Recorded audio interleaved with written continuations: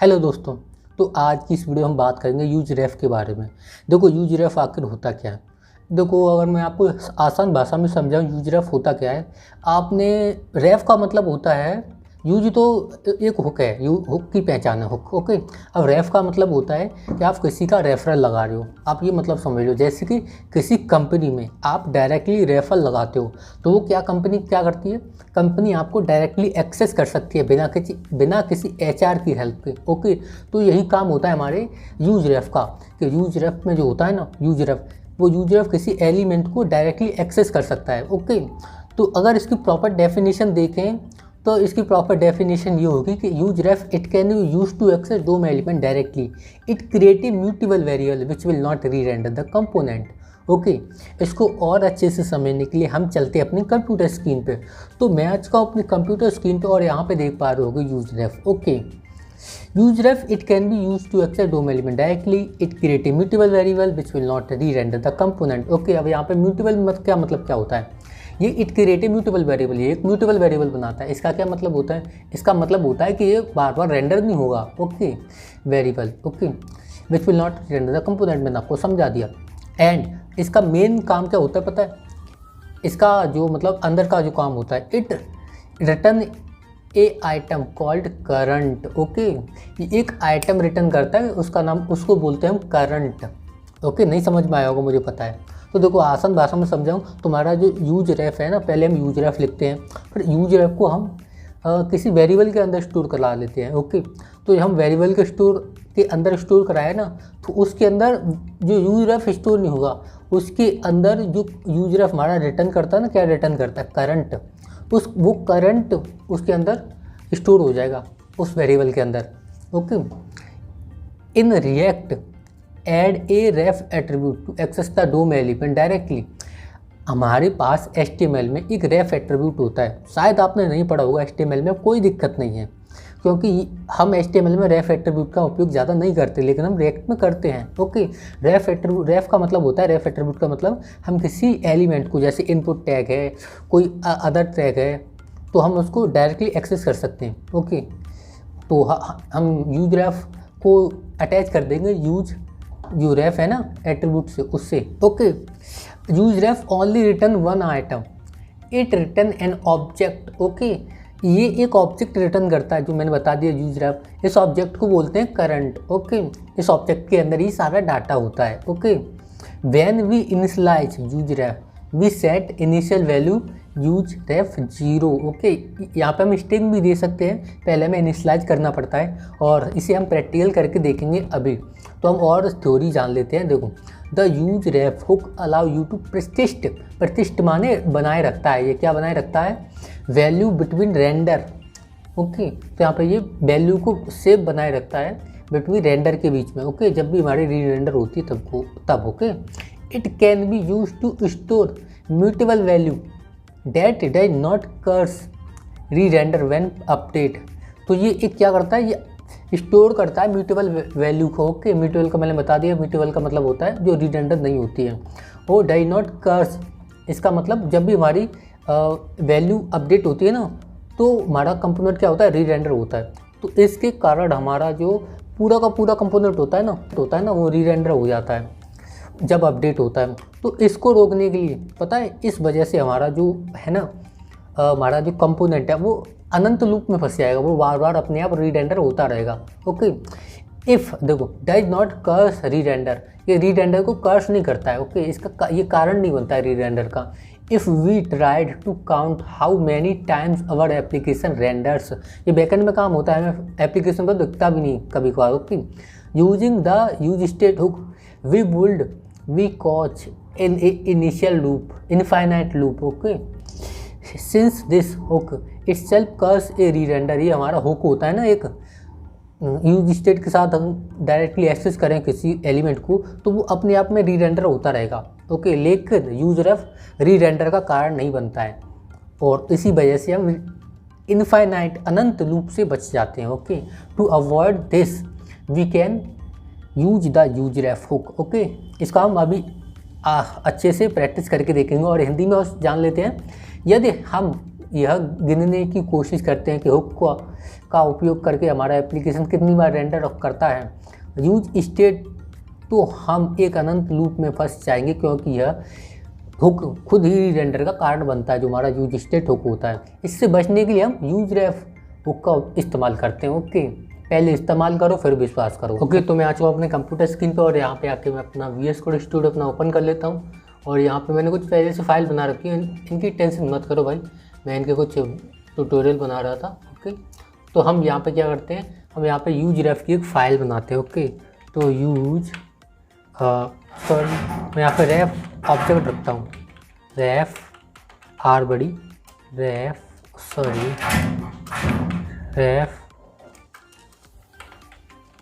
OBJ। Okay, और .js में लगा देता हूँ और इसको एंटर कर देता हूँ। ओके, तो यहाँ पे हमने सर्वप्रथम हमें इंपोर्ट करनी पड़ेगी रिएक्ट, कहाँ से, रिएक्ट से। ओके, तो यहाँ पे मैं इंपोर्ट कर लेता हूँ रिएक्ट को। ओके, यहाँ पे प्रॉब्लम रिएक्ट को इंपोर्ट किया हमने फ्रॉम रिएक्ट से। ओके, अब इसको हम क्या करेंगे, अब यहाँ पे हम इंपोर्ट करेंगे यूज रेफ। हमें यूज रेफ यूज करना है ना इस फाइल में, तो यूज रेफ पहले से प्री डिफाइंड है, मतलब एक हुक है, तो इस हुक को हमें यूज करना पड़ेगा। ओके, तो मैं यूज रेफ यहाँ पे इंपोर्ट कर लिया, ये इंपोर्ट हो गया। ओके, तो हमें यहाँ पे क्या करना पड़ता है, फंक्शन बनाना पड़ता है, आप सबको पता है, तो हम फंक्शन बना देंगे। ये फंक्शन है, क्या नाम है रखा था हमने इसका, रेफ। ओके, रेफ OBJ नाम रखा था इसको, और इसको फंक्शन को मैंने यहाँ पे डिफ़ाइन कर दिया और ये रिटर्न करता है। मैंने रिटर्न स्टेटमेंट लगा दिया अपना, और यहाँ पे मल्टीपल लाइन लिखनी है तो JSX लिखने के लिए हमने ये फ्रेगमेंट लगा दिया। ओके, सब क्लियर है। और इसके बाद हम एक इनपुट टैग बना लेते हैं, यहाँ पे इनपुट टैग डाल देता हूँ ताकि, और मैं इसको सेल्फ क्लोज कर देता हूँ ताकि एक्स्ट्रा नोड ना पड़े। नोड, मैं नोड बोला, लोड नहीं बोला, नोड। ओके, इन्हें नोड बोलते हैं जावास्क्रिप्ट में, अगर आपको नहीं पता हो तो इसको टाइप भी देना पड़ेगा, टाइप इसका टेक्स्ट होगा क्योंकि भाई टेक्स्ट इनपुट है ना। और उसके बाद हम इसको एक्सपोर्ट कर देते हैं, उसको एक्सपोर्ट भी तो करना पड़ेगा, तो मैं इसको एक्सपोर्ट कर देता हूँ डिफ़ॉल्ट, क्योंकि मैं एक ही चीज़ करनी है तो हमें डिफ़ॉल्ट लगाना पड़ेगा। और एक्सपोर्ट क्या करना है, रेफ OBJ, तो इसको मैं एंटर मारा और इसको मैं इंपोर्ट कर लेता हूँ app.js में। कहाँ हमारा app.js है, और इसको मैं यहाँ पे इंपोर्ट कर लेता हूँ। ओके, क्या करना है हमें, रेफ OBJ, तो रेफ OBJ ये अपने आप देखो यहाँ से आ गया, कहाँ से, ये शायद हमने गलत जगह बना दिया है। फिर यहाँ पे हमने रेफ OBJ किस फोल्डर के अंदर बनाया है, यहाँ पे हमने रेफ OBJ इस फोल्डर के अंदर बना दिया है। ओके, कोई दिक्कत नहीं। तो यहाँ पे हम क्या करते हैं, इसको कॉल कर लेते हैं रेफ, यहाँ पे इसको इनिशियलाइज करा देते हैं। ओके, तो हम यहाँ पे देखेंगे इनपुट टैग हमारा आना चाहिए, तो हमारा इनपुट टैग में इसको रिफ्रेश करता हूँ, आ गया। ओके, तो यहाँ पे मैं एक क्या करता हूँ, इसको मैं कट कर देता हूँ अभी, और यहाँ पे आके इसको नेम भी दे देता हूँ, यहाँ पे नेम, क्योंकि हम पता पड़ेगा ये नेम है। ओके, नेम इनपुट फीड है, इसको रिफ्रेश किया, नेम आ रहा है। ओके, तो हमें क्या करना है, यहाँ पे मैं इसको वैल्यू देता हूँ। ओके, वैल्यू में क्या देता हूँ, उसको नेम देता हूँ, मतलब एक वेरिएबल की वैल्यू। ओके, स्टेट की वैल्यू कह लो इसको, वेरिएबल की वैल्यू ऐसे कह नहीं सकते इसको, क्योंकि ये रिएक्ट है।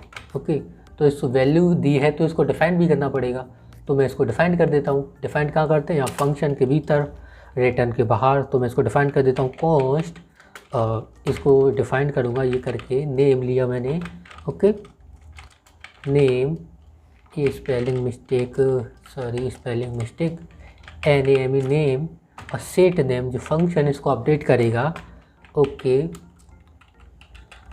Set name. ओके, तो इसको यूज स्टेट को इनिशियलाइज कर देता हूँ, सॉरी यूज रेफ कर दिया हमने, यूज स्टेट को। ओके, और इसको यहाँ पे डबल कॉमा दे देंगे, इनिशियलाइज भी तो करना पड़ेगा, तो हमने ये इनिशियलाइज कर दिया, और इंपोर्ट यहाँ पे पहले से था, शायद ये अपने आप आ गया होगा। ओके, कोई दिक्कत नहीं है। हम इसको देखेंगे तो यहाँ पे हमें इसकी वैल्यू, यहाँ पे हम राहुल दे देते हैं, तो यहाँ पे राहुल आएगी देखो, क्योंकि देखो वैल्यू की दिया है, या फिर इसकी जो वैल्यू हो वो वैल्यू की वैल्यू हो, या फिर वैल्यू की जो वैल्यू हो वो नेम की वैल्यू हो, कुछ भी कह लो, मतलब नेम की वैल्यू इसकी वैल्यू हो, या फिर इसकी वैल्यू नेम की वैल्यू हो, आप कुछ भी कह सकते हो। तो देखो यहाँ पर राहुल आ गया।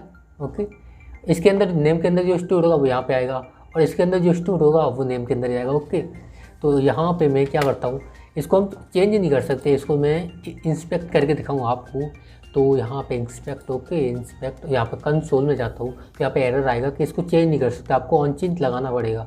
तो यहाँ पे आ रहा है ऑन चेंज लगाना पड़ेगा, तो यहाँ पे ऑन चेंज लगाना पड़ेगा। ऑन चेंज क्यों लगाते हैं? क्योंकि हमने यहाँ पे वैल्यू प्रॉप किया है, ये हमने वेरिएबल दिया है, स्टेट दिया है इसको, तो स्टेट को चेंज भी तो करना पड़ेगा। चेंज कैसे करेंगे हम? इसमें इस तरीके से चेंज नहीं कर सकते। अगर ये कोई स्ट्रिंग होती तो उसको ऑन चेंज नहीं लगाने की जरूरत थी, लेकिन हम यहाँ पे वैल्यू को चेंज करना चाहते हैं। यहाँ पे देखो मैं यहाँ पे टाइप नहीं कर सकते, यहाँ पे सॉरी इसको मैं ये रीलोड हो रहा है यहाँ पे, फिर भी देखो आपको देखो मैं यहाँ पे टाइप नहीं कर सकते यहाँ पे, ओके। तो इसलिए हमें ऑन चेंज लगाना पड़ेगा। तो यहाँ पे मैं ऑन चेंज ओके इस, तो इसलिए मैं यहाँ पे ऑन चेंज लगाना पड़ेगा। तो यहाँ पे मैं ऑन चेंज लगा देता हूँ, ओके। तो ये हमारा ऑन चेंज पहले नंबर पे यहाँ पे लगा दिया, और यहाँ पे एक फंक्शन डिफाइन, ये फंक्शन ऑन चेंज करने पर हमारा फंक्शन कॉल होना चाहिए। तो इसको फंक्शन को बना देता हूँ handle change, okay handle change. तो इसको हैंडल चेंज मैंने यहाँ पे डिफाइन, यहाँ पे कॉल किया है, ओके। हम फंक्शन इस तरह कॉल करते हैं, हमें जावास्क्रिप्ट में कैसे कॉल करते थे? इस तरीके से, सॉरी हम जावास्क्रिप्ट में इस तरीके से करते थे, लेकिन हम यहाँ पे इस तरीके से करते हैं, ओके। आपको पता होगा अगर आपने अच्छे से ट्यूटोरियल देखे हैं पुराने वाले, मेरे प्रीवियस वीडियो देखे हैं तो, ओके अच्छे से, ओके। तो हम यहाँ पे इसको डिफ़ाइन भी कर देंगे। तो हम इसको स्टेट को तो सबसे ऊपर ही करते हैं, आपको पता होगा मैंने पढ़ाया है। तो इसको यहाँ पे डिफ़ाइन कर दिया मैंने, और देखो मैंने ये कर दिया। और ये क्या करेगा? ये इनपुट क्या करता है? ऑन चेंज क्या करता है? ऑन चेंज एक इवेंट रिटर्न करता है। उस इवेंट का नाम होता है, जो कि हमने कुछ टाइप किया तो ये इवेंट हो गया, हमने टाइप किया तो ये एक इवेंट है, ओके। तो ये इवेंट वो करता है, रिटर्न करता है। तो मैं इसको यहाँ पे रिसीव करूँगा, या आप कुछ भी दे सकते हो, आप यहाँ पे कोई नाम भी दे सकते हो। तो मैंने इवेंट से रिलेटेड ई दे दिया, ओके। तो यहाँ पे मैं कंसोल डॉट लॉग कराता हूँ, देखो कंसोल डॉट लॉग कराता हूँ, यहाँ पे मैं ई को कराऊँ कंसोल डॉट लॉग। तो यहाँ पे क्या आएगा? यहाँ पे वहाँ पे मैं इसको लोकल होस्ट यहाँ पर खोल लेता हूँ, लोकल 3000, ओके। यहाँ पे मैंने खोल लिया, और यहाँ पे इंस्पेक्ट मैं आपको दिखाता हूँ, पता नहीं कैसे कट हो जाता है, ओके कोई दिक्कत नहीं है। यहाँ पे कंसोल में जाता हूँ, कंसोल में जाने के बाद यहाँ पे आप देखोगे मैंने क्या किया था, यहाँ पे ऑन चेंज ये किया था, ओके। यहाँ पे मैं चेंज करूँगा तो हमारा ये ई कॉल होगा यहाँ पे, ओके, क्योंकि मैंने ऑन चेंज लगाया हमने, ओके। यहाँ पे किया तो देखो ये हमारा ऑब्जेक्ट आ रहा है, और इसके अंदर क्या आ रहा है? ये इस ऑब्जेक्ट के अंदर देखो टाइप है, सब कुछ है। तो हमें क्या चाहिए? टारगेट। ये टारगेट करता है किसको? इनपुट को। तो हम यहाँ पे टारगेट, यही इसी से हमारा मतलब है टारगेट से, ओके। तो डॉट टारगेट को मैं एक्सेस करता हूँ, टारगेट के अंदर हमें क्या मिल रहा है। तो मैं इसकी कंसोल किया ई डॉट टारगेट, इसको एक्सेस किया, तो यहाँ पे क्या मिल रहा है, मैं और एक बार और ऑन चेंज करता हूँ रिफ्रेश करके। तो यहाँ पे मैं एक इनपुट वैल्यू डालता हूँ, कोई भी चेंज करता हूँ, ओके। तो यहाँ पे इनपुट हमारा आ रहा है। हमें इसको वैल्यू को एक्सेस करना है, तो डॉट हम एक्सेस कैसे करते हैं? हमें डॉट लगा के एक्सेस कर सकते हैं उस वैल्यू को। तो यहाँ पे फिर से डॉट लगाता हूँ, और उस जो वैल्यू एक्सेस करनी है उसको देता हूँ। तो ये वैल्यू एक्सेस करनी है, ओके। तो यहाँ पे देखना, यहाँ पे अब मैं कुछ भी इनपुट करूँगा तो यहाँ पे आना चाहिए, क्योंकि हम वैल्यू को एक्सेस कर रहे हैं, ओके। यहाँ पे आ रही है, समझ गए? बहुत ही आसान था, ओके। तो अब मैं यहाँ पे क्या करता हूँ, ये रैप जो मैंने बनाया था, अभी हमने इसका यूज़ तो किया ही नहीं है, ओके। तो मैं यहाँ पे रैप ओबीजे बनाया ना, तो इसको इनिशियलाइज भी करना पड़ेगा। मैं इसको इनिशियलाइज कर देता हूँ यहाँ पे कॉस्ट, इसको स्टोर कराना पड़ता है, रैप यूज रैप को यूज रैप ओबीजे में इसको स्टोर करा लेता हूँ, ओके। और इसको ये typing mistake, sorry my mistake. और यहाँ पे मैं इसको क्या करता हूँ, यूज रैप को यहाँ पे मैंने स्टोर करा लिया, ओके। और इसको इनिशियलाइज कर दिया डबल कोट से, ओके। सब बढ़िया है, ओके। तो इसके बाद क्या करेंगे हम, यहाँ पे एक आइटम रिटर्न करता है, इसका क्या नाम होता है? Current, okay. तो ये करंट रिटर्न करेगा, और ये हम डायरेक्टली एक्सेस कर सकते हैं किसी भी टैग को रेफ एट्रीब्यूट से, जो कि HTML में होता है। अगर आपने नहीं पढ़ा तो यहाँ पे देख लो, क्योंकि ये HTML में ज़्यादा यूज होता नहीं है। तो हम इसको यहाँ पे दे देंगे रेफ ओबीजे को, कहाँ पे? इसको ये टारगेट कर रहा है, तो हम इसको यहाँ पे दे देंगे, क्योंकि ये इसको टारगेट कर रहा है। तो हम यहाँ पे देखेंगे कि जब भी हम ऑन चेंज कर रहे हैं तो हमारे रेफ ओबीजे के अंदर क्या आ रहा है। तो हम यहाँ पे मैं कंसोल करता हूँ, और इसको मैं थोड़ा अभी कमेंट कर देता हूँ यहाँ पे, console, okay, console dot log, okay, console dot log. अब यहाँ पर भी कुछ लोगों को समझने में दिक्कत हो सकती है। यहाँ पे मैंने जो इवेंट ऑन चेंज है ना, वो इवेंट रिटर्न कर रहा है, उसको मैंने यहाँ पे कंसोल डॉट लॉग है उसको कमेंट करा दिया है और ई का काम खत्म कर दिया। और आप यहाँ पे देखेंगे हम इनपुट की वैल्यू को चेंज नहीं कर पा रहे हैं, तो इसे हम यूज रेफ की मदद से देख रहे हैं। तो आपको कन्फ्यूजन नहीं होना चाहिए। ओके, आपके पास दोनों रास्ते हैं, आप चाहे इवेंट ऑन चेंज की मदद से इसे कर सकते हैं और चाहे यूज रेफ की मदद से कर सकते हैं। क्या करता हूँ, यहाँ पे रैप ओबीजे है ना, इसको कंसोल करके देखता हूँ रैप ओबीजे को, और यहाँ पे देखता हूँ यहाँ पे क्या आ रहा है हमारे पास। तो यहाँ पे मैं करता हूँ और ऑन चेंज करता हूँ तो हमारे पास करंट इनपुट आ रहा है। देखो करंट आ रहा है ना, ये एक आइटम रिटर्न करता है जिसका नाम होता है करंट, और करंट के अंदर क्या आता है, इनपुट। ओके, तो करंट, और इसके अंदर मैं करता हूँ ओह, इसके अंदर रैप ओबीजे के अंदर हमें मिल रहा है करंट। करंट को एक्सेस करता हूँ तो हमें क्या मिलेगा यहाँ पे, हमें देखो यहाँ पे रिफ्रेश करता हूँ और यहाँ पे मैं एंटर करता हूँ कुछ भी। ओके, एंटर करता हूँ कुछ भी, यहाँ पे इनपुट मिल रहा है। ओके, तो मैं यहाँ पे वैल्यू को एक्सेस कर सकता हूँ। ओके, सॉरी, वैल्यू को यहाँ पे एक्सेस कर सकता हूँ, तो हमें यहाँ पे वैल्यू मिलनी चाहिए। ओके, हमने क्या किया था, देखो अभी मैं समझाता हूँ। यहाँ पे मैं एंटर करता हूँ, देखो हमें यहाँ पे वैल्यू मिल रही है। देखो हमने ई जो टारगेट ई था इवेंट, उसको उसके ज़रिए से हमने इसको टारगेट किया था, लेकिन यहाँ पे क्या है, इसको कंट्रोल कंपोनेंट में इसको ज़्यादा यूज करते हैं। इसके तरीके से हम किसी भी चीज़ को, किसी भी वैल्यू को, किसी भी इनपुट को हम डायरेक्टली एक्सेस कर सकते हैं। ओके, इसलिए यूज होता है, लेकिन ई से हम डायरेक्टली एक्सेस नहीं करते। ये कि जावास्क्रिप्ट का, मान लीजिए एक जावास्क्रिप्ट का कोई ऑब्जेक्ट है, जावास्क्रिप्ट का प्री डिफाइंड ऑब्जेक्ट है बता हुआ। ओके, तो यहाँ पे मैं क्या करता हूँ, यहाँ पे मैं कुछ भी कर सकता हूँ। तो यहाँ पे मैं इसको कमेंट कर दूँगा और इसको मैं क्या करता हूँ, सेट नेम में मैं क्या करता हूँ, सेट नेम में मैं क्या कर देता हूँ, रेफ ओबीजे। यहाँ पे क्योंकि मैं यहाँ पे कुछ कर रहा हूँ, यहाँ पे चेंज नहीं हो रहा, यहाँ पे देख पा रहे होंगे ये एरर आ रहा है क्योंकि हमने यहाँ पे दिया था रेफ ओबीजे हमने यहाँ पे दिया, और टाइपिंग मिस्टेक, रेफ ओबीजे हमने यहाँ पे दिया। ये क्या करता है, करंट लौटाता है। तो हमें करंट किया, करंट के अंदर वैल्यू दे रहा है। अभी आपने देखा तो हम वैल्यू, ओके, अब यहाँ पे देखेंगे जो हम टाइप करेंगे वो यहाँ पे आएगा। ओके, मैं इसको रिफ़्रेश करता हूँ और रिफ़्रेश करने के बाद मैं इसको हटा भी सकता हूँ और यहाँ पे मैं देता हूँ दिव्या। ओके, तो देखो हम यहाँ पे कर पा रहे हैं चेक। ओके, बहुत बढ़िया, यहाँ पे हमारी वैल्यू यहाँ पे शो कर रही है। ओके, और यहाँ पे मैं एक क्या करता हूँ, यहाँ पे मैं एक बटन बना लेता हूँ। ओके, बटन ये बटन क्या करेगा, अपडेट करेगा। ओके, तो ये अपडेट करेगा और ये ऑन क्लिक करने पर अपडेट करेगा। ओके, ऐसे थोड़ी कर देगा, जैसे तो कुछ क्लिक करेगा, ऑन क्लिक पर ये फंक्शन कॉल होगा, हैंडल अपडेट। ओके, अपडेट, यहाँ पे मैं क्या करता हूँ, इसको डिफाइन भी करना पड़ेगा जब हमने ये कॉल किया है। ओके, वीडियो थोड़ी लेंदी हो सकती है, लेकिन इसको अच्छे से देखना, अगर आपका एक बार ये क्लियर हो जाता है तो आप इससे बहुत हैवी प्रोडक्ट बना सकते हो। ओके, तो यहाँ पे मैं इसको डिफाइन भी कर देता हूँ, फंक्शन को इसको डिफाइन कर दिया और यहाँ पे पुट डिफाइन कर दिया। और ये क्या करता है, यहाँ पे मैं यहाँ पे सेट स्टेट में सेट नेम में यहाँ पे राहुल की जगह यहाँ पे दिव्या हो जाना चाहिए। जब भी कोई अपडेट करे इस पर क्लिक करे ना, तो यहाँ पे कोई मिस्टेक है क्या, यहाँ पे करता हूँ अपडेट, तो यहाँ पे दिव्या आ रहा है। ओके, यहाँ पे तो एरर वैसे ही आ रहा है, मैंने आपको पहली वीडियो में बताया था, क्योंकि हम रिएक्ट 18 यूज़ नहीं करते, अभी 16 यूज़ कर रहे हैं, तो हम इसको एक लाइन में कर सकते हैं। आप पहली वीडियो देखिए, दूसरी वीडियो शायद दूसरी वीडियो में बताया था। ओके, इसको हम बाद में देखेंगे, इससे कोई दिक्कत नहीं है, अभी हम सीख रहे हैं।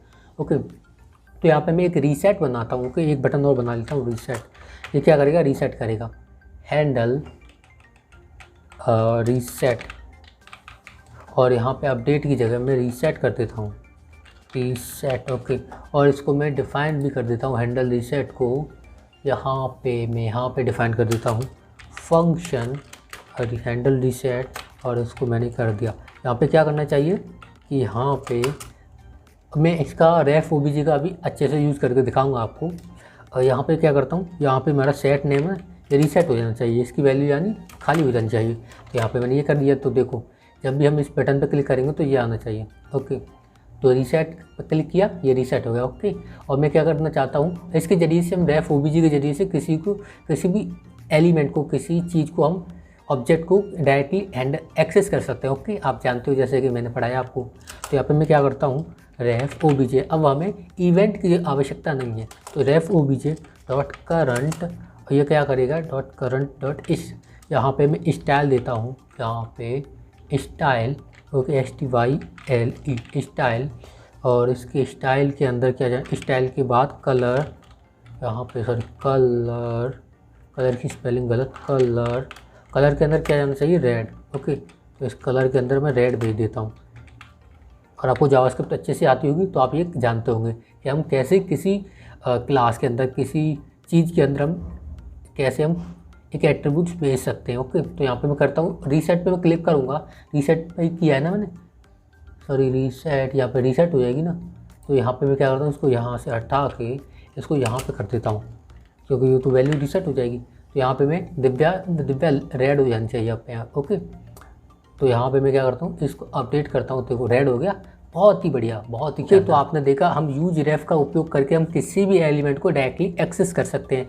ये किस काम में आता है, जब भी हमें कोई फोकस लगाना पड़ता है या फिर किसी वैल्यू को अपडेट कराना पड़ता है, जैसे इनपुट को सिलेक्ट करना पड़ता है, तो उस काम में आता है। और ज़्यादा इसका कोई काम नहीं है, बस यही काम होता है। और किसी फॉर्म को हैंडल करना होता है, जैसे उसका कलर चेंज करना है, तो इस काम में आता है, ओके। आई होप आपको वीडियो पसंद आई होगी, आपको वीडियो समझ में आई होगी। तो हम मिलते हैं अगली वीडियो में, तब तक के लिए टाटा, बाय बाय।